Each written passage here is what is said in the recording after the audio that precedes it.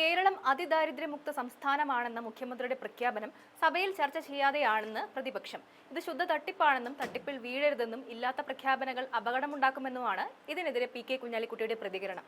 കേരളത്തിന് പല ആനുകൂല്യങ്ങളും ആവശ്യമില്ല എന്ന കേന്ദ്രത്തിന്റെ പ്രഖ്യാപനത്തിന് കൂട്ടുനിൽക്കുകയാണ് കേരള സർക്കാർ. ഇത് കേരളത്തിലെ ജനങ്ങളെ കുഴപ്പത്തിലാക്കുമെന്നും അദ്ദേഹം പറഞ്ഞു. കേന്ദ്ര ഗവൺമെന്റ് ഈ അവസരം മുതലെടുക്കുമെന്നും കിട്ടാനുള്ള ആനുകൂല്യങ്ങൾ കൂടെ ഇല്ലാതാക്കുമെന്നും ഇതിനെതിരെ തങ്ങൾ ക്യാമ്പയിൻ ചെയ്യുമെന്നും അദ്ദേഹം പറഞ്ഞു. ആ വീഡിയോ ഒന്ന് കണ്ടു നോക്കാം. വളരെ അപകടമുള്ള ഒരു പ്രഖ്യാപനമാണ് ഈ കേരള പിറവി ദിനത്തിൽ നടക്കുന്നത്. അല്ലെങ്കിൽ തന്നെ കേരളത്തിന് പല ആനുകൂല്യങ്ങളും ആവശ്യമില്ല എന്ന സമീപനം പല പദ്ധതികളുടെയും കാര്യത്തിൽ കേന്ദ്രം എടുത്തുകൊണ്ടിരിക്കുകയാണ്.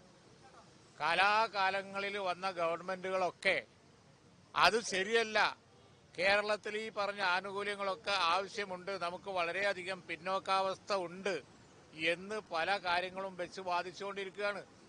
നമ്മളെ റേഷൻ വിതരണം അതുപോലുള്ള പല സംഗതികളും പല ഘട്ടത്തിൽ ഇവിടെ ചാലഞ്ച് ആയിട്ടുണ്ട്. കാരണം എന്താ, കേന്ദ്രം പറയുന്നത് കേരളത്തിന് ഈ ആനുകൂല്യങ്ങൾ ആവശ്യമില്ല എന്ന ആ ഒരു സമീപനമാണ്. അപ്പോഴാണ് നമുക്ക് ഇതൊന്നും ആവശ്യമില്ല, നമ്മൾ വളരെ ഉഷാറാണ്, സമ്പന്നമാണ്, നമ്മളൊരു സമ്പന്ന സ്റ്റേറ്റായി കഴിഞ്ഞു എന്ന ഇല്ലാത്ത പ്രഖ്യാപനവുമായി ഇവർ വരുന്നത്. എന്തൊരു അപകടമാണ്!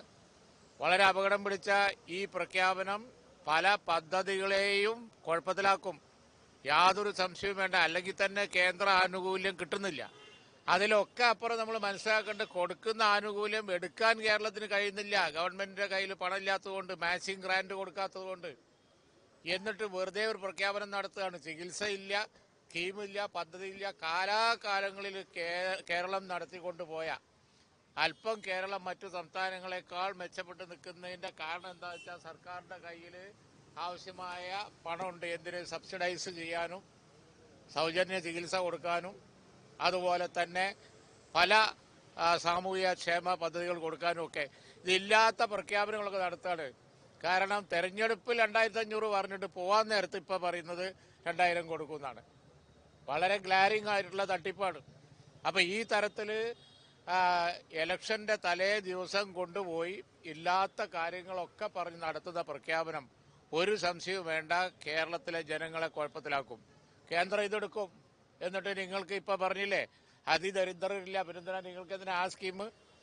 അതുപോലെ തന്നെ പല പദ്ധതികളും കേരളത്തിന് ആവശ്യമില്ല എന്ന് അല്ലെങ്കിൽ തന്നെ പറയാൻ നിൽക്കുന്ന ഒരു കേന്ദ്ര ഗവൺമെന്റ്, അവർക്ക് ഇത് വലിയ അവസരമാണ് ഉണ്ടാക്കി കൊടുക്കാൻ പോകുന്നത്.